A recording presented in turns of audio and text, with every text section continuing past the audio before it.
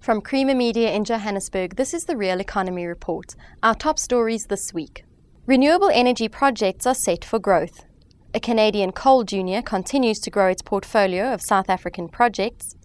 And we examine the importance of the search for wreckage from the Air France Airbus lost last week over the South Atlantic. The renewable energy industry welcomed NERSA's announcement of its renewable energy refit tariff in March this year. Christy van der Merwe speaks to Camco's Jonathan Curran about the tariff. Wind power, small hydro, landfill gas and concentrated solar power technologies will all fetch a higher price for the electricity they produce, from Eskom, which will run the single buyer office. This higher tariff allows renewable energy project developers to cover their costs and make a decent return on investment, because renewable energy is more expensive to generate than coal-fired power. The refit has been outlined, and now the details are being finalised. I know that the regulator and Eskom and DME are looking at this in a lot of detail. As far as I'm aware, I think the key issue now is finalising the power purchase agreement, which I understand is being developed over the coming few months. There will still be other issues in terms of if there's a requirement for grid upgrades and for improving the transmission networks, then there are some costs involved, and to improve the transmission networks is an expensive activity and it can take quite a number of years to put in place. So there's issues about how that will be managed that still need to be sorted out, and issues also around who pays for these sort of costs and how those costs are passed on. Also, there are some issues regarding the size of certain technologies, of what is going to be brought into the refit.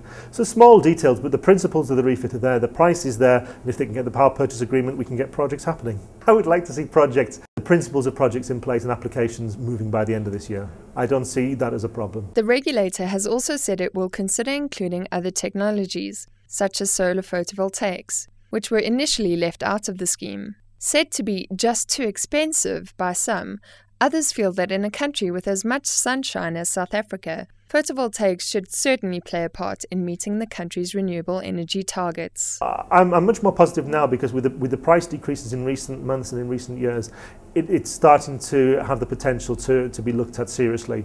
If you'd looked at this maybe 2 years ago, solar PV would have been too expensive. And I think that's why it wasn't part of the priority technologies initially discussed, because it was way too expensive. But we're seeing price reductions now, significant price reductions, and if we can actually grow the market, we will see further reductions. Admittedly, it's more expensive, but Camco says there are also many benefits, and that solar PV could be included in the refit, with a suggested tariff of R2.98.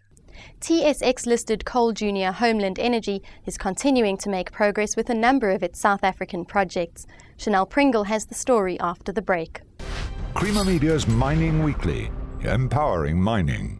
South Africa's growing coal industry will provide Homeland Energy with fantastic acquisition and development opportunities in the next 5 years. The development of its Elof project is seen as a prime opportunity for the group. The granting of the Elof license in May of 2009 has been a great thing for Homeland. It will add the ability for us to produce 500,000 tons per month and would definitely bring us into the mid-tier sector of producers here in South Africa. The development of the group's flagship mine, the Kendal Colliery, is continuing, while a mining license application for its third potential project, Onbekend, will be submitted early in 2010. Meanwhile, the group also sees plenty of potential in South Africa's neighbouring countries. The financial crisis, like world commodity markets for all mining companies, particularly for juniors, has affected Homeland as well. We've lessened our exposure to exploration work and focused on our core business of putting the Kendal mine into cash flow positive and developing our other projects in South Africa. As markets improve and as our ability improves to do so, we'll certainly continue our exploration outside of South Africa. Countries of interest include Botswana, where the group has formerly been active, Mozambique, and even potentially Zimbabwe. In the early hours of Monday, June the 1st, an Air France Airbus A330-200 airliner flying from France to Brazil crashed into the South Atlantic in mysterious circumstances. A search and recovery operation, which is still underway, recovered the first bodies and wreckage on Saturday, June the 6th. Keith Campbell reports. Just how important is it that as much wreckage as possible is recovered? South African spokesman for Airbus, Lyndon Burns, explains. There's been a lot of speculation about the cause of the accident, and there's understandably clamoring for an instant explanation and some answers as to what's caused this aircraft to go down. We can't answer that without some form of evidence, and the best evidence we can have will be the two so-called black box recorders.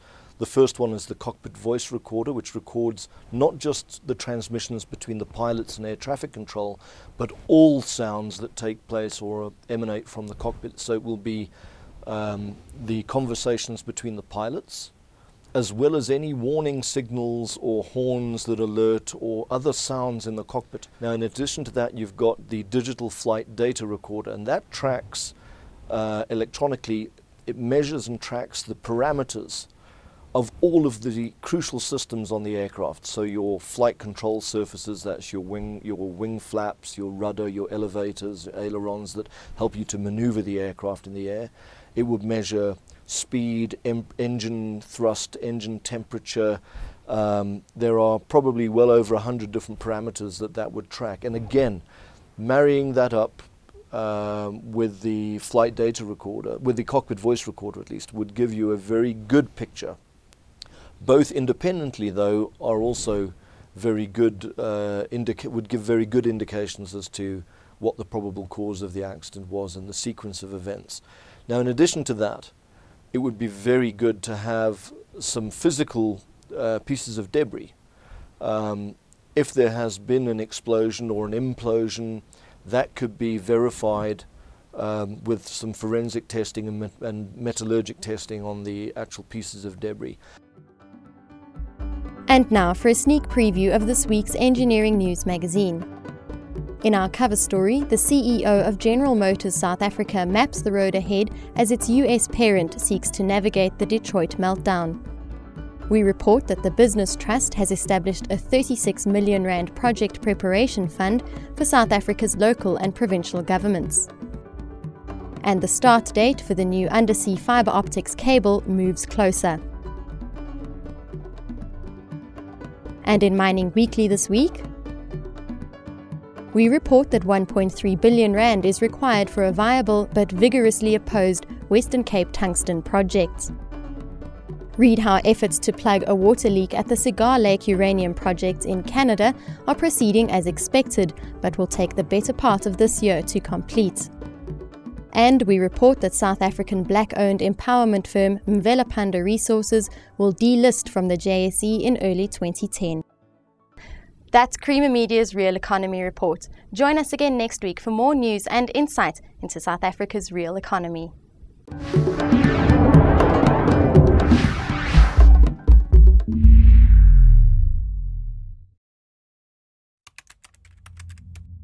Creamer Media's Mining Weekly delivers unmatched insight into Africa's premier industry.